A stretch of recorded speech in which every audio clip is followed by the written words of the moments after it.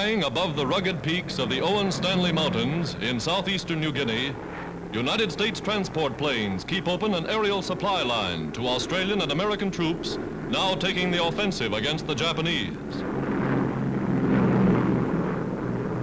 Native Papuan villagers stand in awe of the giant friendly transports that swoop in dropping food and supplies from the sky. Supplies that take 6 days to come by land, 20 minutes by air.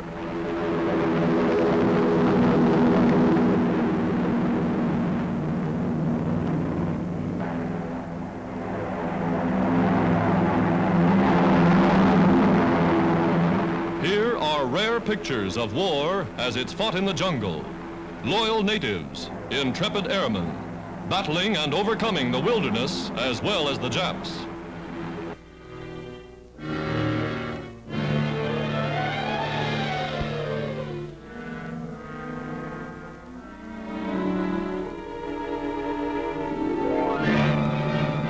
A clean rifle may mean life or death in the jungle. And these are the Australians that defeated the Japs at Kokoda. Now, over trails never traveled by whites, they follow up the attack. Soldiers skilled in all the tricks of jungle warfare. With field mortars and Tommy guns, they blast away at the slightest sound.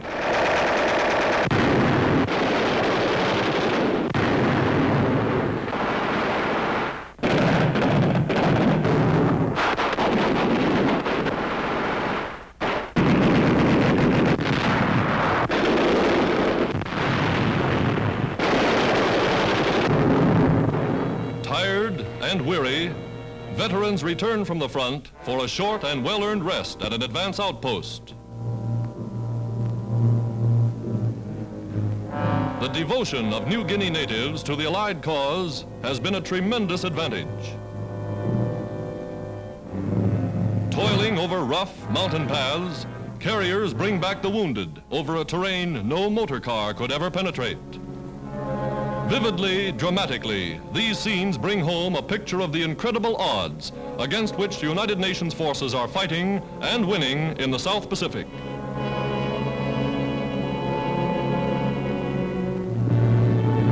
Field hospitals care for minor casualties. Most ask only for a cigarette and a chance to return to the fight.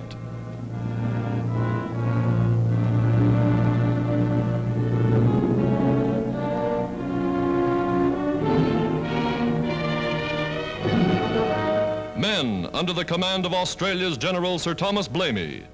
Men under the leadership of America's great General Douglas MacArthur. These veterans are among the best fighters in the world.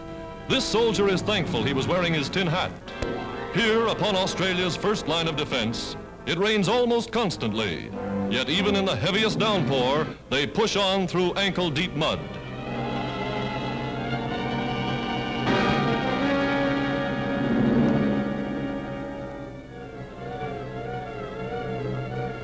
Only 100 miles from the mainland, they're keeping the Japs on the move. Strategic spearhead of the United Nations offensive in the South Pacific.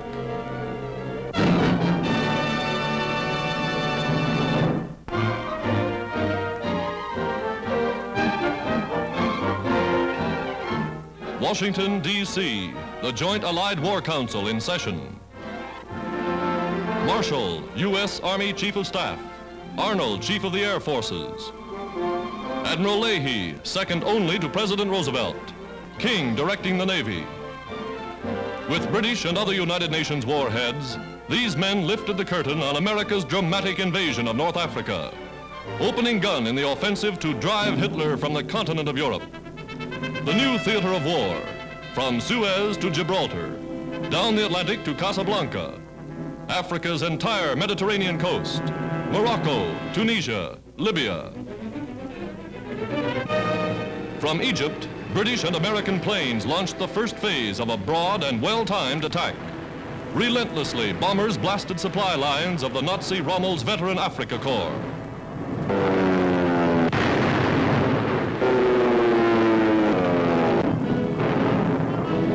Then, seasoned British Imperials and Colonials, their ranks augmented with French, American reinforcements and American tanks, blazed across the desert in pursuit.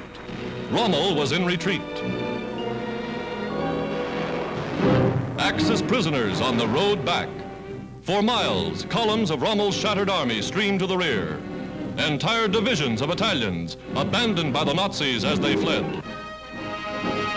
Timing the blow with the rout of the main Axis African force, America's General Eisenhower moved to take over French North Africa.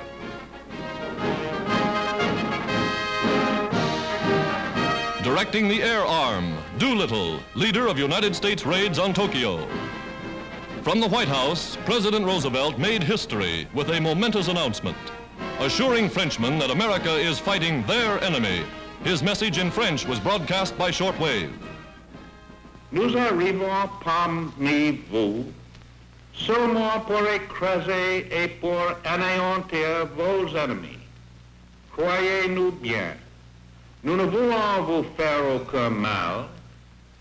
Rendez-vous concours où vous pouvez, mes amis, et nous verrons revenir le jour glorieux quand la liberté et la paix régneront de nouveau dans le monde.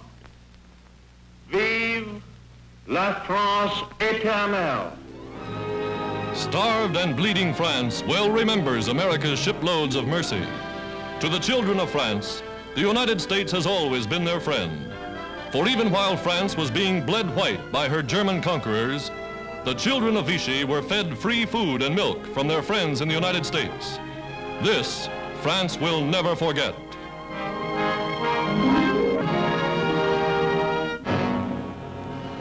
From Gibraltar, United Nations rendezvous, came news of America's first great liberating stroke. Nazi Germany noted with grave concern the concentration of a powerful Allied striking force. Then, from across the water, came a convoy of ships such as the world has never seen. Transports and warcraft comprising the greatest amphibious operation in all history. Landings followed a formula Americans have well perfected. Like the Marines in their latest invasion drill, assault boats lead the way.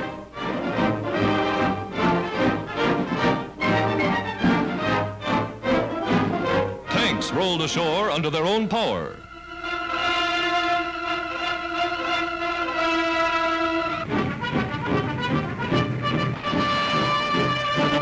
To Americans who had rehearsed it 100 times, the real invasion was just like their drill.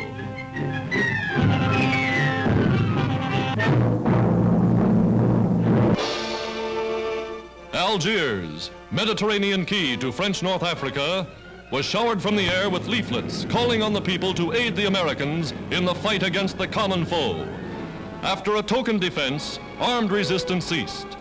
Oran was encircled. Casablanca fell. Crack units of French colonials, Arabs, Berbers, Senegalese, pledged allegiance to France's great general Henri Giraud when he landed in Africa after his escape from the Nazis.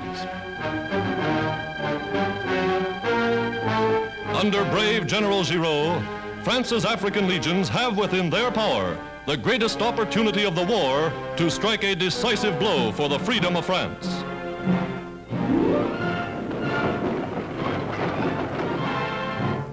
With General Charles de Gaulle, French patriots are fighting at sea, on land, and in the air. He summons his countrymen. Rise, every one of you. Help our allies. The great hour of liberation has come.